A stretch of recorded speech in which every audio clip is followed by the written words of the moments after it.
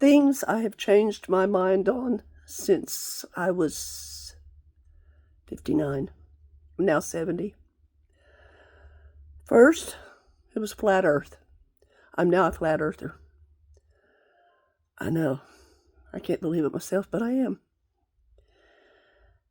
And then I learned about Tartaria, a whole nation or continent that was wiped out, removed. No one ever heard of it. It's true. So once I started researching Tartaria, not really understanding what it was about, I started seeing this word, Meltology. And they'd had pictures of mountain ranges, and I'd be like, what? That doesn't even make sense. Tartaria, mountain ranges. Nothing was really ever written on these Meltology things. I was like, what in the world? And it was bugging me. I was feeling dumb because I didn't get it. So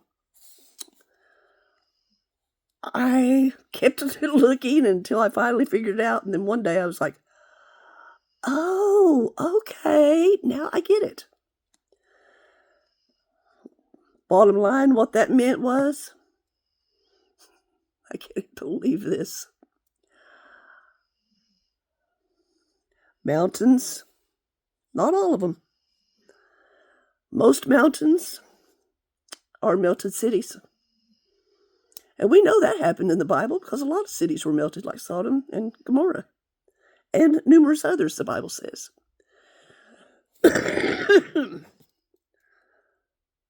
Well, I started looking at all these mountain pictures.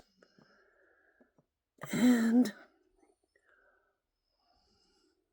when you look at some of these mountains and you see all these holes and entrances, and you hear people say those were caves that were cut out, and carved so people could live in them and get security and protection and put their grains in them and their dead people.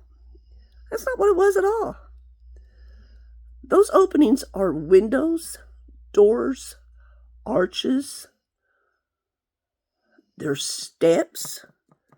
There's 90-degree angles or right angles.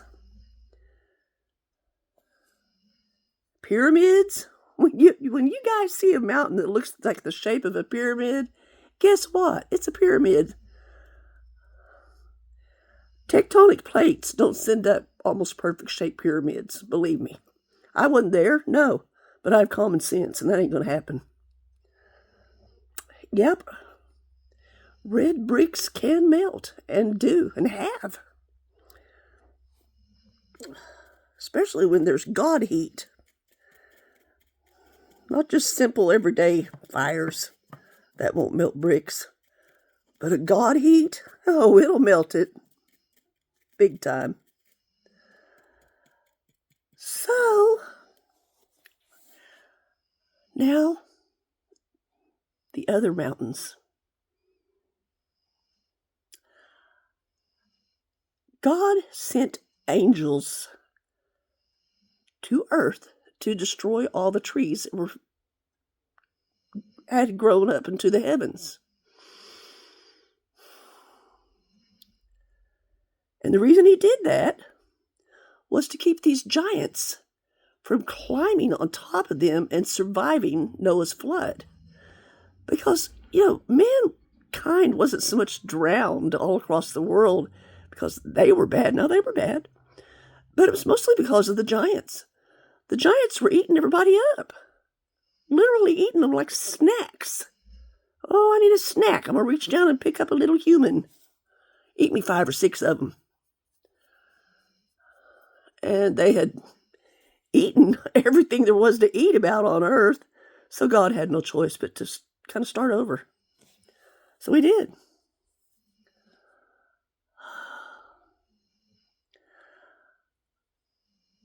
When I first got into Meltology, which is the study and exploration of melted red brick cities, I was hearing people argue about it, and they would say, those caves that you see with the halls, the arches, those were carved like that.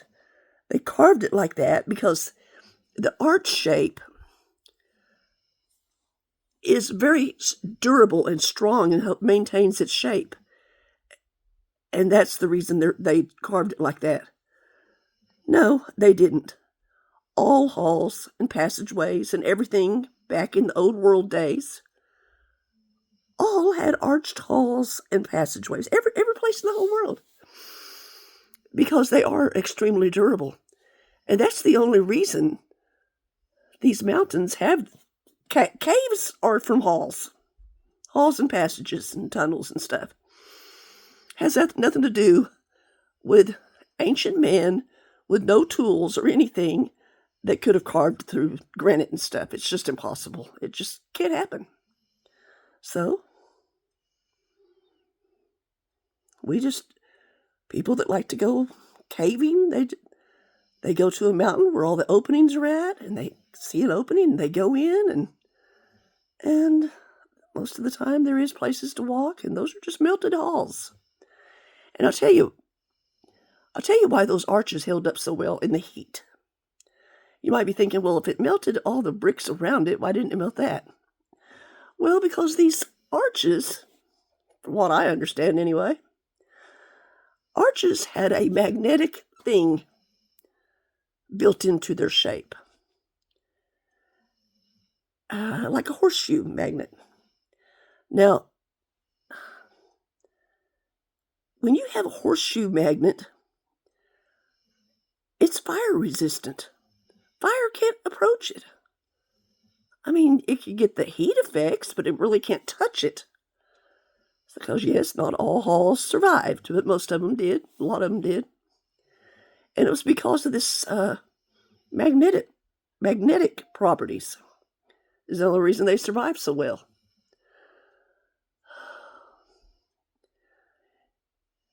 Anyway, of course, that led to a lot of questions. Why don't I know about it? Why didn't we learn about it in school? Why has it never been talked about? I just didn't understand it. So God, my stomach's been in knots for 11 years now. Anyway. Well, guess what? What the implications of all this is the tribulation has already happened, people. The 1,000-year reign, Christ has already returned. He said he would. Before the people that were listening to him would die, he would return. And he did. The temple was destroyed. The 7 churches were destroyed. And then after the tribulation, the melting of 2/3 of earth, pretty much.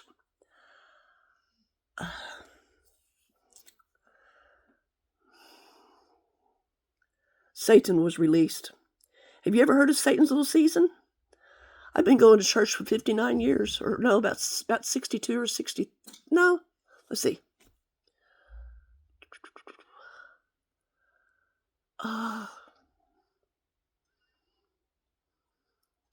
Anyway, up until about 2 years ago, I'd never heard of I can't even think. My heavens above. Oh, Satan's little season. So I had to research all that. I mean, even preachers are brainwashed into just glazing over these verses that talk about this stuff. It's insane. Anyway, so this is where I'm at. And nobody's interested. I think everybody that's going to change their mind has pretty much changed their mind. No one wants to believe it, but it's true. It's true whether you believe it or not. It's just true. I mean, I can't even believe it. But it's true. Oh, and that ain't all of it. Guess what? Everyone knows that we're getting taken over by technology. And we all know it will be the end of us. Well, that's what happened with Tartaria. I honestly think that, well, it was very technological. They had free energy. They all flew around in these balloon-looking things. They had weapons like they had in Star Wars. The red bricks. Look it up when I get off here. Red bricks are battery storage. They store energy. And that's the reason all the buildings were red brick structures. Because if you wanted energy, you better have a red brick place or you won't have energy. Anyway, it just goes on and on and on and on. The stuff we've been lied to about. See, when Satan was released from his chains, I gotta say this.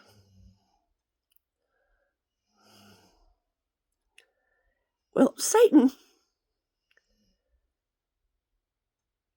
he's the king of deceit. And everyone in this whole world is deceived except for people like me that have, thank goodness, saw the light. I thank heaven for that, man. I thank heaven for that a lot. But I feel bad for all the people that don't know. Because, first of all, if everyone would study this and find it out, not just a few voices would be screaming, many voices would be screaming. And the powers that be, the elite, the 1%, the 13 families or whatever that run the world, they would literally have no choice but to change their tune. I'm not kidding. When you have a lot of people awake to truths, there's no stopping. But there's not enough of us, not enough voices right now to make a difference. Anyway, I just hope y'all look into it. I really do. Okay. That's it. Now, hey, since I've been on the internet, I've had a lot of people tell me how ugly I am. Okay. Let's just get that out there right now. I'm not a pretty woman, but I'm a good woman and a truther, and I want you guys to know and figure out what I know. So let's just overlook that right now. Let's just get that out front and over with. Let's just stick to facts and reality. Nothing personal. Thanks. Bye.